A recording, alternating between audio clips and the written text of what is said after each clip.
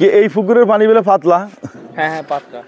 এই পুকুরের পানি না খাইলে নাকি অসুখ বিসুখ ভালো হয়? হ্যাঁ হ্যাঁ শিওর? শিওর। মিথ্যা কথা বলি না কিন্তু? না মিথ্যা কথা বলবো না। এটার মনে সন্দেহ আছে রে বাদিজা। হ্যাঁ ঠিক আছে। তুই কি নো খাইলে নি? তুই সিটিং কেন? Original sitting. মানে ও বাজি রে, আর বদ্দা ফোয়া কয় কি সিটিং না? আই তো ভাবছি তুই কোনো আঙ্গুন নো খাইলে নি কেন? তো এই পুষ্কুনি মানে এই পুকুরটা যাদের ছিল এবং এই মাজারটা যাদের ছিল, এই জায়গাগুলো যাদের ছিল, আসলে এটা ব্রিটিশ আমল থেকে বা তার সমসাময়িক এই মাজারটা, এই আউলিয়ার মাজারটা, আসলে এখানে জায়গাটা বারবার স্থানান্তর হয়েছে, এই পুকুর স্থানান্তর হয়েছে, মালিকানা চেঞ্জ হয়েছে, তাই না? আচ্ছা, যে এই পুকুরের পানি খেলে নাকি রোগ ব্যারাম সব ভালো হয়ে যায়। এখানে গোসল করতে অনেক মানুষ দূরদারিত্ব নাই, আমাদের কপ কাশি সময় এটার পানি কি পাতলা আছে, এই জন্য অনেক মানুষ এখানে। নাকি এটি বানানো? না, এটা বানানো না, এটা আমরা জানি, এখানে আছি, আমরা আছি বলি তো আপনাদেরকে কি বলতে আছি। আর এটা তো একটা কথা, যদি সত্য না হইলে এটা তো মুখ দিয়ে তাড়াতাড়ি আসবে না। তাই এটা কি আর আর আর কে জানে দেখি? বৃষ্টি ভালো নেই। হ্যাঁ ভালো নেই। হ্যাঁ বলতেছে তুমি বাড়ি থেকে আসছো তো, আমি আসছি, এখন আসছো, এখন আসি, এখন দেখতেছি ওর সুখ না,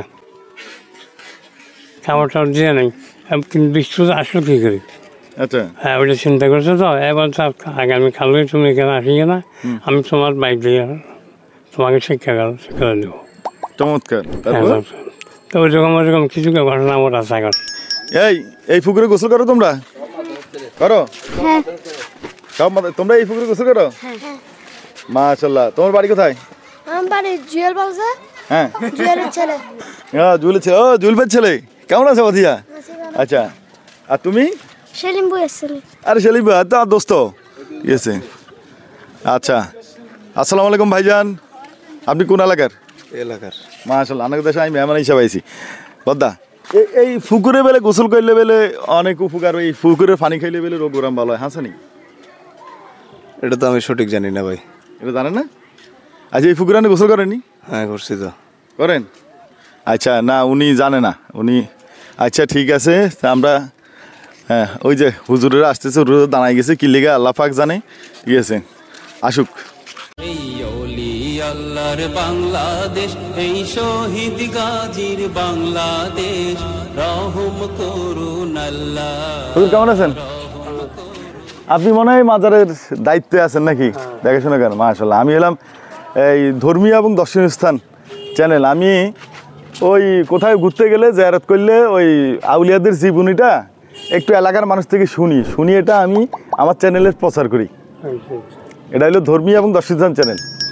এটা এই আল্লাহ পাক করাইতেছে আমার দিয়ে, আমি দূর দূরান্ত চলে যাই আর কি। তো আপনি তো এই মাজারে যখন খেদমত করেন, যদি দু চারটা কথা একটু আমার মুখ থেকে শুনতাম যে ওনার আসলে উনি কতশো বছর থেকে বা কতশো বছর ধরে এই মাজারটা বা ওনার পুরো নাম এবং ওনার কোনো বংশধর কেউ আছে কিনা? না, একটু সবগুলো একটু যদি আপনি সংক্ষেপে বলেন, বিরক্ত হবেন না? না না, ওইটা তো উঠেন না। উনি ওনার বংশধর নাই না। উনি কোন দেশ থেকে আসছে এটা বলা যাবে? এখানে। তো উনি আউলিয়া যে হয়েছে এটা আপনারা বুঝছেন কিভাবে? ওরা কিছু ঘটনা আছে, আগের পুরানো ঘটনা। যেমন আমার আব্বা আছে, দাদা আছে, এরা তারা বলে আসছে আর কি। কি বলছে? অলৌকিক কিছু ঘটনা। যেমন সময়কালে ওর রাহাবাড়া করতো এক আলমার কাছে, বর্ষাকাল পানি হয়েছে সব জায়গায়। তুমি সকালে যাই ওদিকে খাল ফারিয়ে নদী ফারিয়ে ওখানে থেকে কি করতে আসছো, রাহাবাড়া করতো। তা আর বৃষ্টির সময় বৃষ্টি ভরার নিচে সব জায়গায় পানি ছাড়া কোনো ডুবে দিচ্ছে আর কি। ওই সময় ওইখানে দাঁড়িয়ে লেখাপড়া দিয়ে আসছে। আচ্ছা আচ্ছা, গায়ে বৃষ্টি ভালো নেই। হ্যাঁ ভালো নেই। হ্যাঁ বলতেছে তুমি বাড়ি থেকে আসছো তো, আমি আসছি, এখন আসছো, এখন আসি, এখন দেখতেছি ওর সুখ না, খাবার টাবার দিয়ে নেই, কিন্তু বৃষ্টি আসলো কী করি। আচ্ছা, হ্যাঁ ওইটা চিন্তা করছো তো, এবার আগামী কালকে তুমি এখানে আসি না, আমি তোমার বাইক দিয়ে তোমাকে শিক্ষা দেবো।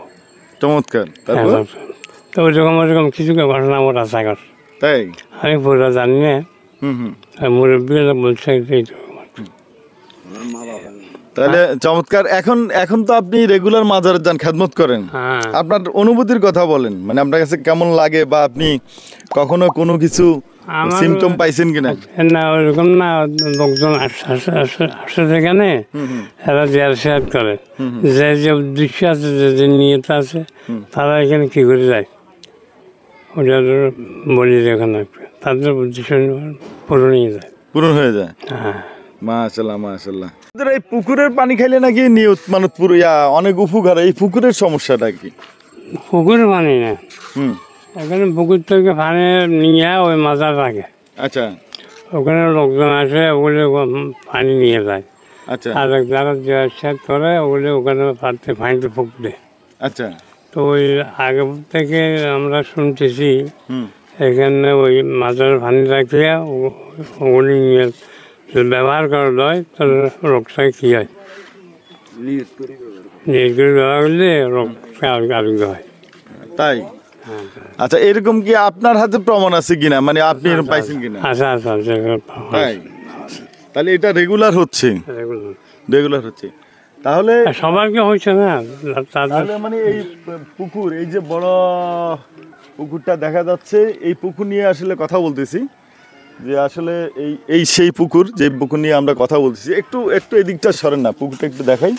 ঠিক আছে, এই সেই পুকুর, এই মাজারের পাশেই পুকুর, যে পুকুর নিয়ে আমরা আসলে গল্প করতেছি, যে এই পুকুরের পানি নিয়ে মানুষ নিয়ত মানত করে আসলে আগে মাজারে নিয়ে যেতে হয়।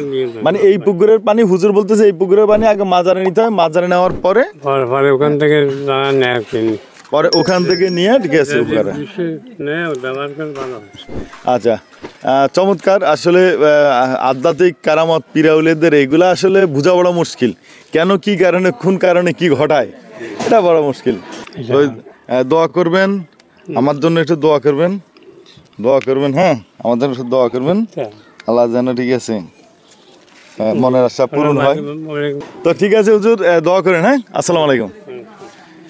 দর্শক, আসলে ওই যে আমি তো সবসময় সব ভিডিওতেই বলি যে আসলে ওনাদের কারামত, আধ্যাত্মিকতা আসলে বোঝাও মুশকিল এবং বলাও মুশকিল।